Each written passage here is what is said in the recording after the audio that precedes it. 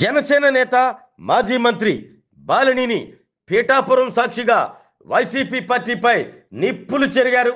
మాజీ ముఖ్యమంత్రి YCP party అధినేత జగన్మోహన్ రెడ్డిపై మాజీ మంత్రి బాలినేని శ్రీనివాసులరెడ్డి సంచలన వ్యాఖ్యలు చేశారు.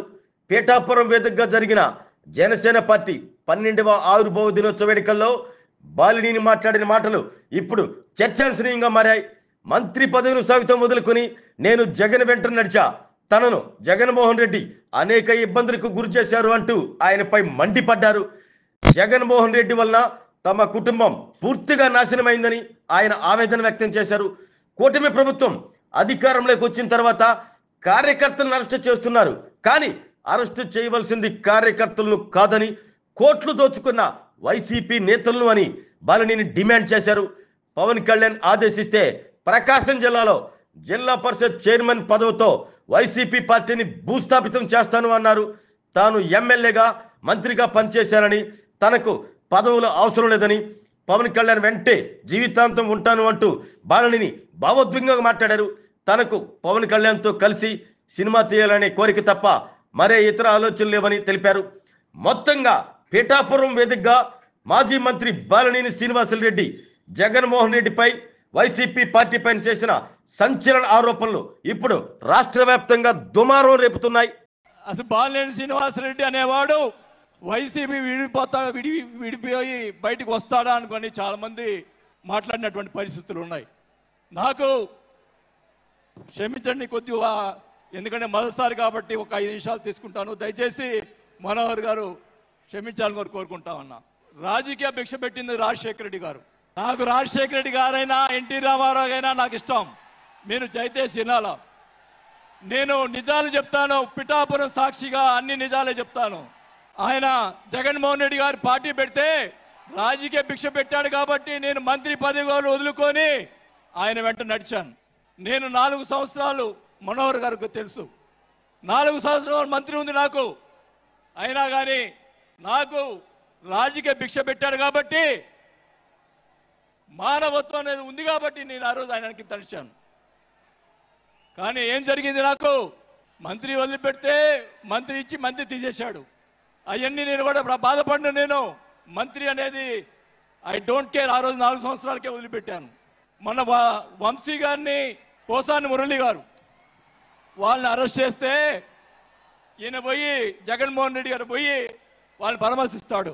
రఘురామకృష్ణరాజు గారిని నిన్ను ఏదో మాట్లాడితే ఆయన లోపల పెట్టించి, కుదగొట్టించి, కాలు చేతులు ఎర్రగొట్టించి లోపల పెట్టించావే.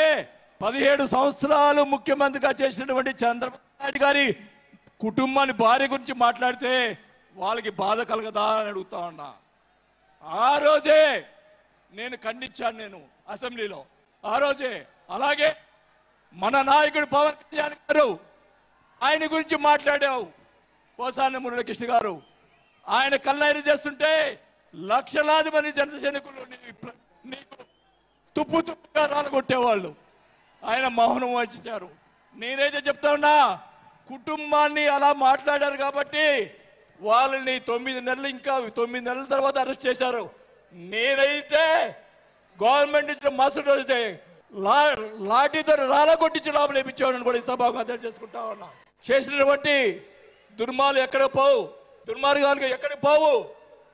ఒకటే చెప్తా ఉన్నా, నేను 5 సార్లు ఎమ్మెల్యే, 2 సార్లు మంత్రి అయినా కూడా, నేను ప్రతిపక్షంలో ఉన్నప్పుడు కూడా మన నాయకుడు పవన్ కళ్యాణ్ గారు వైసీపీని ఒకరోజు అందరినీ తిడుతూ, ఒక బాలినేని శ్రీనివాసరెడ్డి గారు లాంటి మంచి వాళ్ళు ఉన్నారని చెప్పి ఆ రోజు చెప్పిన రోజే నేను జనసేనలో చేరి ఉండాలి అని కూడా తెలియజేసుకుంటా ఉన్నా. ఆ రోజు చేరకపోవటం నా దౌర్భాగ్యం. నేను ఈరోజు చెప్తా ఉన్నా, గవర్నమెంట్ వచ్చిన తర్వాత చిన్న చిన్న కార్యకర్తల మీద కేసులు పెట్టి లోపలేశారు.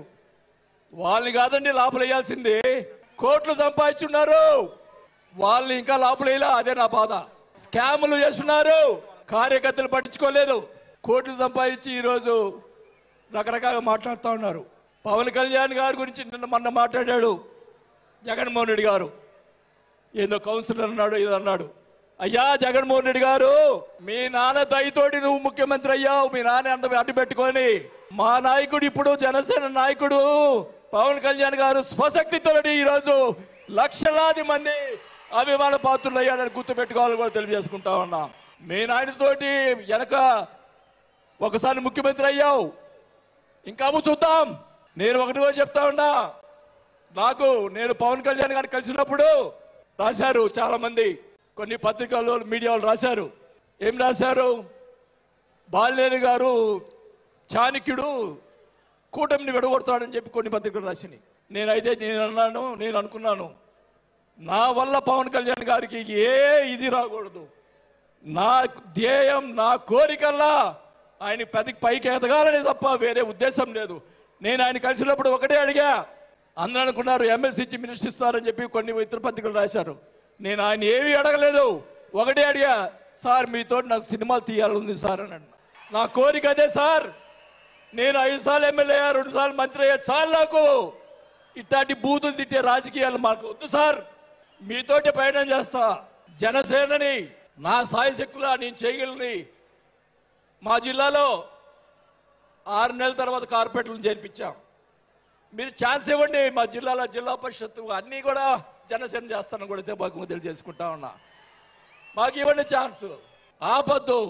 నాకు జరిగిన అన్యాయం మళ్ళా ఒకరోజు మీటింగ్లో చెప్తా. ఒకరోజు చెప్తే సరిపోదు, ఎందుకంటే టైం లేదు కాబట్టి. నాకు అన్యాయం జరిగిందని చెప్తా. జగన్మోహన్ రెడ్డి గారికి చేసినటువంటి అన్యాయాలని చెప్తా. నాకు జరిగినటువంటి అన్యాయాలు నేను ఒకటే చెప్తా ఉన్నాను సార్. మీకు కూడా దయచేసి జనసేన కార్యకర్తని చూస్తున్నాను. అన్ని నియోజకవర్గాల్లో ఎమ్మెల్యేలని చాలా మంది గెలిపించారు. కార్యకర్తల్ని జనసేన వాళ్ళని పట్టించుకోవటం లేదు. దయచేసి చంద్రబాబు నాయుడు గారు, పవన్ కళ్యాణ్ గారు ఇద్దరు కూర్చొని ఒక ప్రెస్ మీట్ పెట్టి ఎమ్మెల్యేలందరికీ ఫిరాయించండి.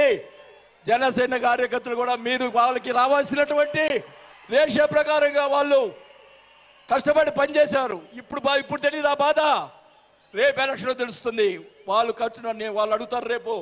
దానికి సమాధానం చెప్పాల్సిన బాధ్యత ఆ ఎమ్మెల్యేలకు ఉంటుంది. కాబట్టి ఇద్దరు కూడా ఇప్పుడే వెంటనే అది చేస్తే మీకోసం ప్రాణాలు ఇచ్చే వాళ్ళు ఉన్నారు ఇక్కడ.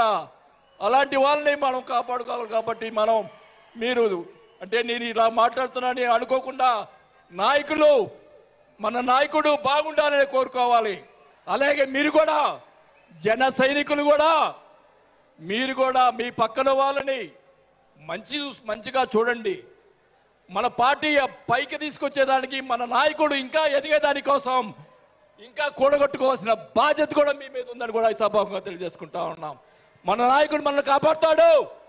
మన నాయకుడిని ఎదిగించేదాని కోసం మీరందరూ కూడా కష్టపడాలని చెప్పి కూడా కోరుకుంటూ, నా ప్రాణం ఉన్నంత వరకు నేను పవన్ కళ్యాణ్ తోటి గారితో ఉంటాను. నాకు పదవి వచ్చినా రాకపోయినా పర్వాలేదు, నేను పవన్ కళ్యాణ్ తోటే ఉంటాను.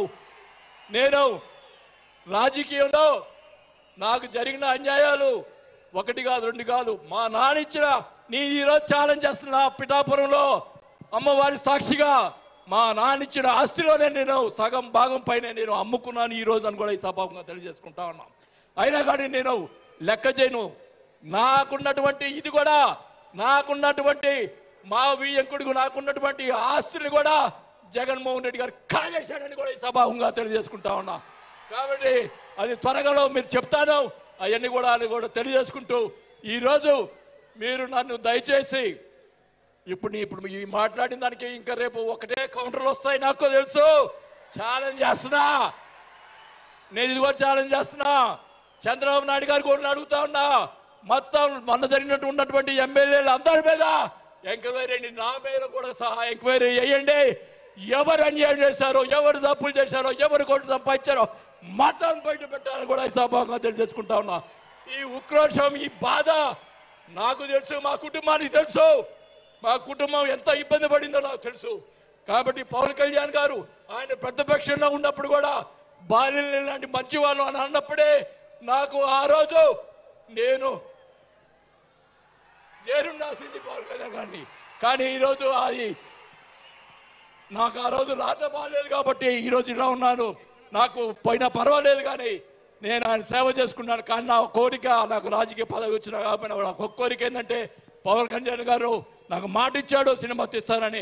ఆ సినిమా తీస్తే చాలని చెప్పి కూడా శ్రీబాబు గారు తెలియజేసుకుంటూ సెలవు తీసుకుంటున్నా. జై జనసేన.